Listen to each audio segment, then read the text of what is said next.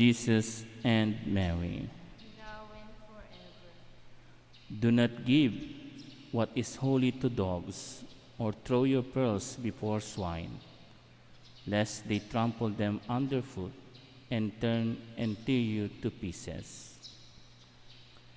Brothers and sisters, the gospel today is very brief or short, and yet there are many points of reflection. But I prefer this first part because perhaps there are few who make a reflection regarding this first verse of the gospel today. And I think it is connected with the saint whom we celebrate today, Saint John Fisher and Saint Thomas More. So what do you mean, Father Jeremy? I mean is that regarding to the dogs and swine, no?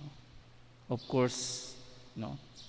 Naturally speaking, hindi pwedeng ibigay sa isang aso ang hindi naman alam ng isang aso. No? Kumbaga, katulad ni Buslog, yung aming aso na si Buslog, no? Ilang tawag rito, yung parang kainan niya na plastic ang winasak na niya, nasira na ni Buslog, no? Kasi para sa kanya, pag wala ng pagkain yon, ano bang silbi nun? Hindi, sirain, di po ba? And it is natural, no? But what does Jesus means by this? Alam nyo, maraming mga tao o karamihan, no? They know they are given the life, they are given the faith, no? They are being taught regarding the faith, and yet they do not value it. No? Marami sa atin, no? Mga nakikinig sa atin, nanonood sa atin sa live stream, sa Facebook, sa YouTube, we hear many beautiful homilies. No? But what do we do to that? No? Ano ba yung ginagawa natin, no? Doon sa tinatanggap nating mga aral? No? And sad to say, some of us are like dogs and swine. No? We just don't care. Sabi pa natin, anong paki mo sa long hair ko? Anong paki mo? No? We do not care. No? We do not care. Or of our faith, we do not care of our life, we do not care, no? We do not value those things. Katulad ng isang aso at ng isang baboy, no? We do not know the value, although we know sometimes we are much worse than dogs and swine. No? Mas grabe pa tayo sa aso at sa baboy. Kasi yung aso at baboy, wala silang utak. No?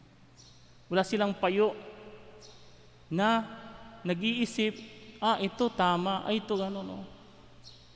But we as person, as Christian, we know that we should defend life, we know that we should defend our faith, and yet we just put it aside.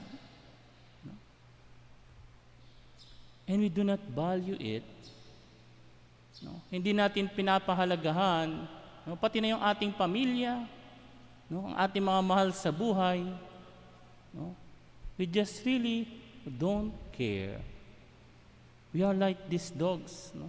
Katulad na lang, yun nga, no? Yung connection kay Saint John Fisher and Saint Thomas More, no? When they corrected King Henry VIII regarding his divorce to Mary, no? To his legitimate wife, no? And alam nyo, napakaganda ng sinabi ni Saint Thomas More, no? One of the beautiful saying of Saint Thomas More. Saint Thomas More said, no? I am a faithful servant of the King, but God first. No? But God first. And also the same with Saint John Fisher, no? They corrected no, the king. They told him the importance of being obedient to the Pope, and yet, just like the dogs and swine, the king trampled upon the teaching and the authority of the church. No? At alam niyo po, ganun din minsan, no? May mga tao, may mga brothers and sisters, may mga friars, no? That you corrected them, and yet they do not accept correction. No? Because they think they are already perfect. No? Bato-bato sa langit, no? May nagsabi sa akin, Father Jeremy, kasi ikaw pag nag-humili ka, lagi mo kaming pinatatamaan. No? Alam niyo po, oh, sinabi ko dun sa sister, alam mo sister, no? Wala po akong intention na patamaan ka.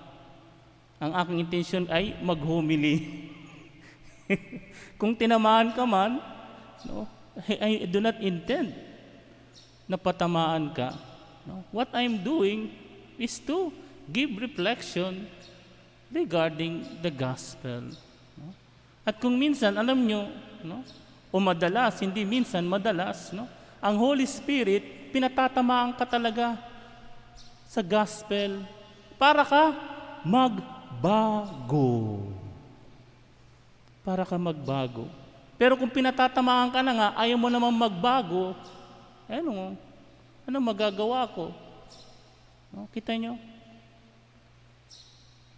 If the Holy Spirit, no, just like those, no, is giving you the opportunity to change your life, no, to become a better person, or much better, to become a saint, but if you do not acknowledge it, you do not accept it, no, it is not my fault. It is your fault. No?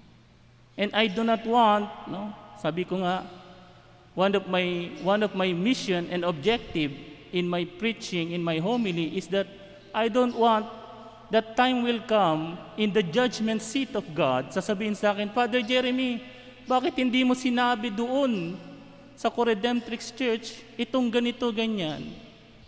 Bakit hindi mo pinaalala yung ganito, ganyan? I don't want that the Lord will punish me and said to me, I did not say what Jesus want. No?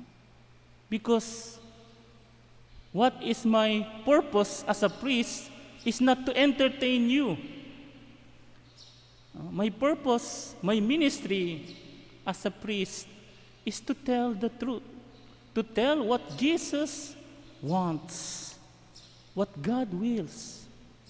Because at the end, no, sino ba ang pagagalitan? Kayo? Hindi. Ako ang pagagalitan ng Diyos. God will demand something from me and will ask me, no, why did you not tell them? No? And if something happens to you, no, it will be my responsibility as a pastor, as a priest. No? Kaya nga, no, sometimes I just pray, no? Lord, kayo na pong bahala sa mga nakikinig, no? At sa mga hindi gustong makinig, no? Kayo na pong bahala. Kasi alam niyo, sa totoo lang, it is really God who converts the heart of persons. And sad to say, it depends on us. If we like dogs and swine, or like King Henry VIII, no, notwithstanding that we are given that value of the faith and we trampled it, we put it like dogs and swine. No? At alam nyo, no, St. John Paul II, no, put St. Thomas More as what? Patron of politicians, patron of those who serve the government. No? Serve the government. Kaya nga ipagdasal natin sa misang ito, lahat ng mga politiko, no? Lahat ng mga nanunungkulan sa ating bansa, lalong-lalo ng ating butihin at kamahal-mahalang presidente, no? Ipagdasal po natin lahat ng mga politician, from mayor, from barangay captain, no? That they may imitate Thomas More, no? At ulitin ko yung napakagandang sinabi ni Thomas More, I am the servant of the king, but God first. Sana, no, sa pamamagitan ni Saint Thomas More, no, unahin ng ating mga politiko si God. Let all politicians, wherever they may be, whenever they may be, whoever they may be, put God first. Unahin natin si God. And let us ask our Blessed Mother and Saint Joseph to pray and help us, no, not to imitate dogs and swine, no, to put aside and trample our faith, but to imitate Saint John Fisher and Saint Thomas More, to value our family, to value our faith, to value our life, and defend it. Praise be Jesus and Mary.